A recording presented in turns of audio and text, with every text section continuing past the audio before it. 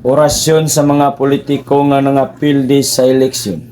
O yamot nga mga kapitan o mga kagawad nga nangapildi atong eleksyon, hinaot nga dili mo mag-uol tubag. Say giinter, Bisag kamo og nangapildi na og dagkong kwarta, ayaw lang intaw na ninyo huna-hunaa tubag. say giinter, Pila binagayod sa mga kagawad nga wala swerte ha, hinaot nga kamo makamove on na tubag. say giinter, Og kadtong mga botante nga nakakupras og dagkong kwarta, sa sunod eleksyon ayaw na intaw na ninyog utruha tubag. nganong magbuot man ka, Busa dili nato mabasol ang tao pikas ug pikas siya mudawat og kwarta tungod sa kakrisis karong panahon na tubag. say giinter, Pero dili nimo angay nga ikabalaka kay imong ngalan gihapon ang iyang isulat sa iyang baluta tubag.